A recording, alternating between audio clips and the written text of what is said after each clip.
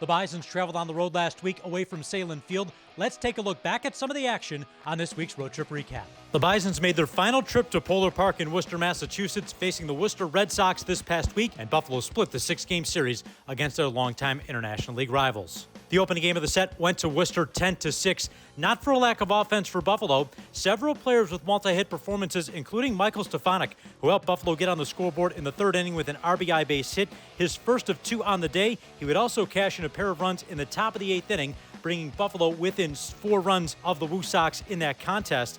However, after Buffalo's 4-3 lead in the top of the 5th inning, thanks to a Leo Jimenez double and then a Brandon Valenzuela base hit, the Worcester Red Sox went to work and scored the next 7 runs, 4 in the bottom of the 5th, 3 more in the 6th, on their way to the 10-6 victory in the opening game of the week.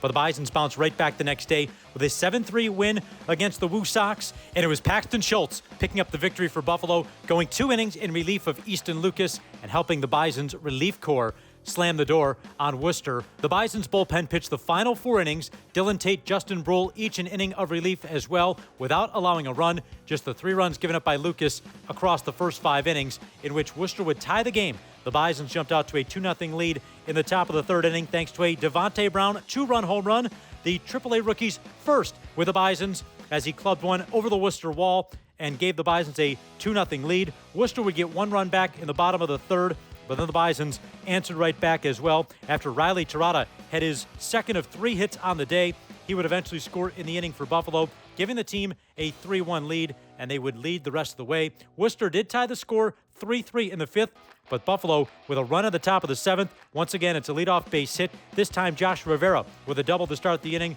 Michael Stefanik was hit by a pitch with the bases loaded. That was the eventual winning run. The Bisons cashed in 3 for good measure in the top of the 9th as Yohendrick Pinango laced a ball to center field. It was misplayed by the center fielder and allowed Buffalo to extend the lead out to 4 and pick up the 7-3 victory.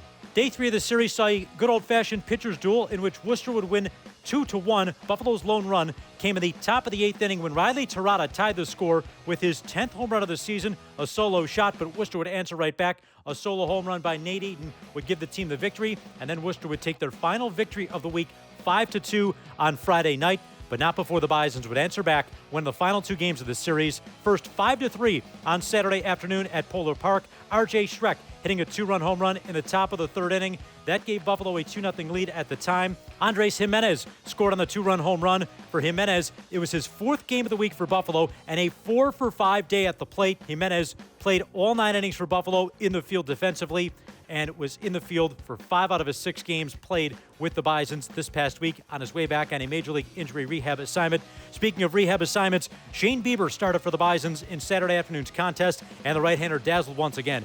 5 2/3 innings, did not get a decision in the matchup against the Woo Sox, in which Buffalo would take the victory. 6 more strikeouts for Bieber, adding that to his total with the Bisons his first time out.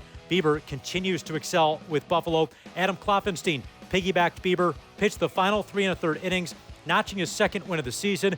5 strikeouts for Kloffenstein, helping the Bisons' 2 pitchers on the day record 11 strikeouts of the Woo Sox hitters. Buffalo would take a 3-2 lead in the top of the 7th. R.J. Schreck's 2nd hit of the game was an RBI base hit. Worcester tied the score in the bottom of the 8th. Things got a little interesting, but Buffalo would eventually prevail. After a leadoff base hit by Andres Jimenez to start the 9th, his 4th hit of the game and his 3rd to the opposite field, he would eventually come around to score along with Riley Terada on a base hit by Yohendrick Pinango. That cashed in the 2 winning runs for Buffalo. The Bisons would then double up the Woo Sox in the final game of the series, 6-3, leaving Polar Park and the final game of the season series with a victory. Buffalo pounding out 9 hits across their 6 runs without committing an error. Worcester scored 3 runs in the defeat as well, as Lazaro Estrada bookended the week for Buffalo, and his best performance of the week was 5 innings, earning his 3rd victory as a member of the herd. Dylan Tate also pitching an inning of relief, his 5th save of the season. But right before that, in the bottom of the 8th inning, Hayden Yinger, making history for the Bisons, made his 147th career pitching appearance with Buffalo. That sets a new modern era record, passing his former teammate Brandon Eisert. Nobody since 1985 has thrown more games in a Bisons uniform since Yinger, who first debuted with Buffalo in 2022.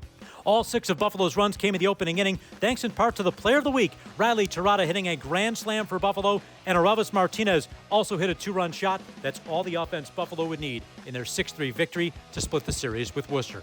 And now the Bisons return home for the longest and biggest homestand of the season. The first 6 games against the Lehigh Valley Iron Pigs, as the Bisons will host 12 games across 13 days and welcome in Scranton-Wilkes-Barre on the back half of the homestand as well as part of giveaway week in the final 6 games of the homestand, including Harry Potter Night coming up on Saturday, August 23rd. A lot of great action to be played over those 12 home games for Buffalo. Head to Bisons.com as we close in on the final 24 games of the home schedule for Buffalo, and you'll find out more at Bisons.com. For this road trip recap, I'm Pat Malacaro.